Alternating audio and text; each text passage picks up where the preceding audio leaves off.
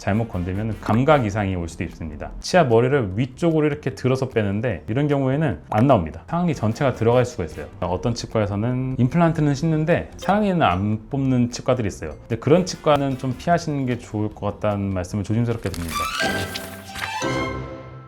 상악니를 뽑으러 갔는데 어떤 상악니는 여기서 그냥 바로 뽑아도 된다고 하고 어떤 상악니는 대학병원 가서 뽑아야 된다고 들으신 분들이 있을 겁니다. 그런 차이는 어디서 오는지, 왜 그런 얘기를 하는지 오늘 상악니 발치에 대해서, 그리고 상악니 발치를 꼭 제때 해야 되는 이유에 대해서 잘 설명해 드리도록 하겠습니다. 어떤 상악니는 진짜로 간단하게 걸기만 하면 나오는 상악니들이 있습니다. 하지만 어떤 상악니들은 그런 식으로는 나오지 않고 잇몸을 째고 뼈를 깎고 치아를 잘라야지 나오는 상악니들도 있는데요. 그런 차이는 어디서 오는지 먼저 사진을 보면서 좀 설명해 드리도록 하겠습니다.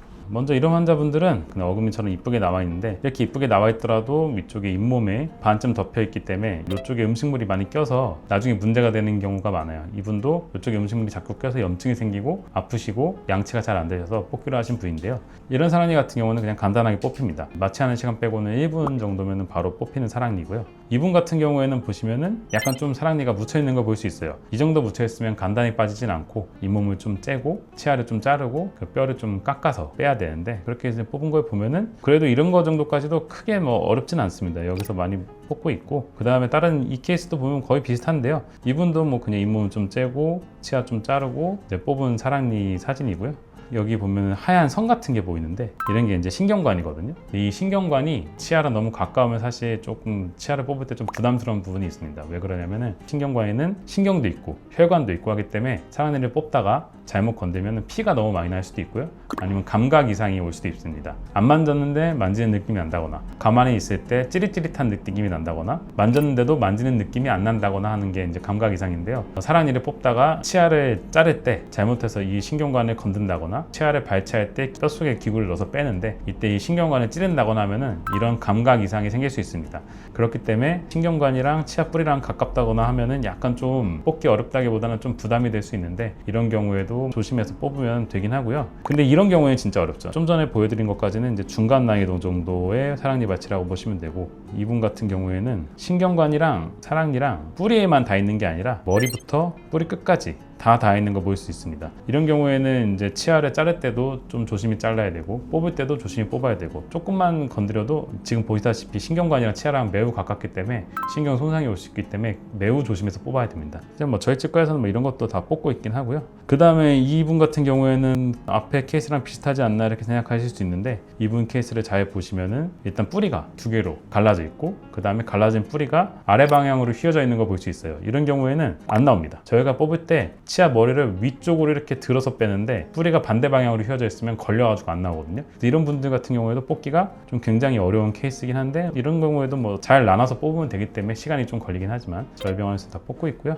이분 같은 경우에는 앞에 있는 치아에 염증이 생겨서 그 염증이 뒤에 있는 묻혀있는 상악니까지 퍼진 경우인데요. 염증이 있는 치아야 그냥 간단히 뽑으면 될 것 같긴 한데, 뒤쪽에 있는 상악니가 너무 깊숙한 곳에 묻혀 있어서 이 정도면 사실 거의 눈 근처까지 올라가 있다고 보시면 되거든요. 그래서 이렇게 위쪽 상악니가 이 정도 깊이로 묻혀 있으면 사실 좀 뽑기 힘듭니다. 기구 접근도 잘 안 되고 눈으로도 잘 안 보이고, 그렇기 때문에 이제 뽑기가 이제 쉽진 않은데요. 저희 CT 상으로 이제 좀 보면은 뽑긴 하셨는데, 이런 분들은 뽑을 때 좀 조심하긴 해야 돼요. 왜냐면은 CT 상에서 보면은 상악동이라는 이쪽에 공간이 있거든요. 상악니를 뽑다가 잘못하면은 위턱뼈 공간인 상악동 쪽으로 상악니 뿌리나 아니면 상악니 전체가 들어갈 수가 있어요. 이렇게 되면은 저거를 어떻게든 빼야 되거든요. 염증 있는 치아 같은 경우에 상악동으로 들어가면 문제가 되기 때문에 빼야 되는데, 그렇게 되면은 간단하게 뺄 수 있는 게 아니라 많이 힘들어요. 잇몸도 크게 열어야 되고 뼈도 많이 삭제해야 되고 해서 굉장히 힘들어질 수 있기 때문에 이런 상악니 같은 경우는 좀 조심해서 뽑아야 됩니다. 이렇게 어떤 상악니는 간단히 뽑히지만 어떤 상악니는 매우 어렵기 때문에 대학병원이 아닌 일반 치과에서는 잘 안 뽑아주는 경우가 있습니다. 시간도 오래 걸리고 신경관을 건든다거나 상악동 속에 치아가 들어간다거나 하는 위험성이 있기 때문에 일반 치과에서는 좀 뽑기 부담스러워하는 경우가 있고요. 그래서 경험이 충분하거나 그 수술적으로 좀 능숙한 치과에서 주로 뽑고 있고, 아니면은 그게 좀 어렵다 싶으면 대학병원으로 의뢰하는 경우도 좀 있습니다. 하지만 저희 병원에서는 이제 웬만한 치아는 이제 다 뽑고 있고요. 제가 지금 치과에서 된 지 한 10년 좀 넘었는데, 그동안 우리 병원에서 안 뽑고 다른 병원으로 상악니를 뽑아달라고 의뢰한 적이 한 10손가락 안에 꼽히는 것 같아요. 저희 지금 치과를 개원하고 나서는 아직 한 번도 다른 치과에 상악니를 뽑아달라고 의뢰한 적은 없습니다. 그래서 웬만한 거는 지금 다 여기서 뽑고 있고, 경험이 많고 수술적으로 좀 능숙한 치과에서 상악니 발치를 하시는 거를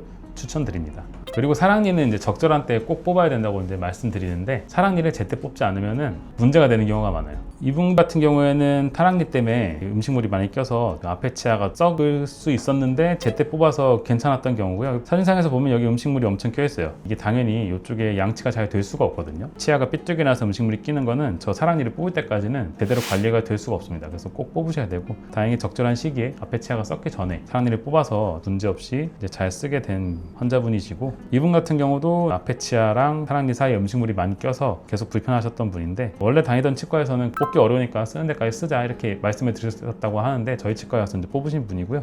보시면은 이쪽에 여기 사이가 음식물이 이제 많이 꼈던 분이고, 그래서 이제 뽑고 난 사진을 보면은 아주 다행히 썩을랑 말랑 하는 타이밍에서 딱 뽑은 것 같아요. 그래서 사진상에서 보면 좀 썩었나 싶은 느낌이 있었는데, 실제로 눈으로 봤을 때는 다행히 이제 뭐 썩진 않고 약간 썩기 직전 상태 정도라서 깨끗이 청소해 드렸고, 이 상태에서 이제 구강위생 관리만 잘 하시면은 괜찮으실 것 같아서 별도의 치료는 하지 않았습니다.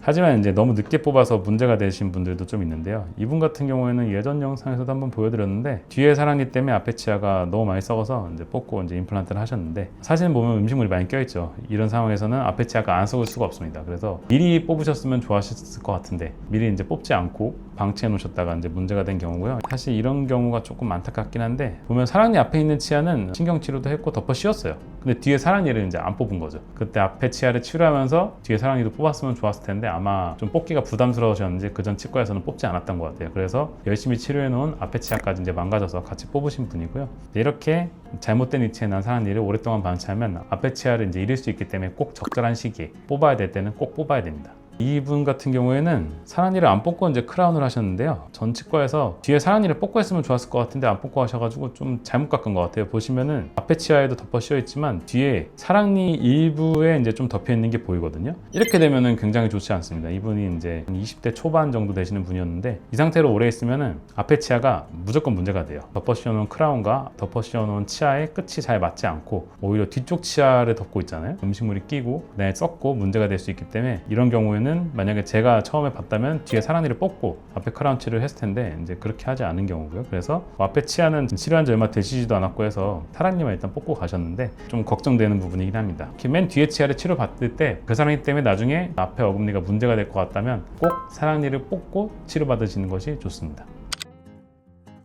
그리고 이제 치과마다 좀 다르긴 한데, 어떤 치과에서는 임플란트는 심는데 사랑니는 안 뽑는 치과들이 있어요. 근데 그런 치과는 좀 피하시는 게 좋을 것 같다는 말씀을 조심스럽게 드립니다. 왜냐면 사랑니 뽑는 거랑 임플란트 심는 거랑 크게 차이가 없거든요. 먼저 사랑니는 잇몸을 열고 필요한 곳에 이제 치아를 좀 자르고 뼈를 삭제를 해서 사랑니를 뽑는 거고, 임플란트도 마찬가지로 잇몸을 열고 적절한 곳에 뼈에다가 구멍을 뚫고 그 구멍에 맞춰서 임플란트를 심는 건데, 그 두 과정이 사실 크게 차이는 없어요. 사랑니 발치를 잘하면 임플란트 식립도 잘할 가능성이 높고, 사랑니 발치를 못한다면 임플란트 식립도 잘 못할 가능성이 높다고 저는 생각합니다. 왜냐면 둘 다 이제 외과적인 수술적인 거에 겹치는 것들이 매우 많기 때문에 둘 다 이제 비슷한 수식이거든요. 그런데 이제 임플란트는 심는데 사랑니를 안 뽑는 데가 있어요. 그런 데는 이제 여러 가지 이유가 있겠지만, 먼저 외과적으로 그런 자신감이 없어서 그럴 수도 있고, 아니면은 사랑니는 사실 크게 임플란트에 비해서 그 비용이 그렇게 높진 않으니까 그냥 비용이 안 되는 치료를 좀 피하는 걸 수도 있긴 한데, 그런 치과는 피하는 게 좋다고 생각하고요. 임플란트를 하실 거면 이제 사랑니 발치도 잘하는 치과에서 하시는 걸 좀 추천드립니다.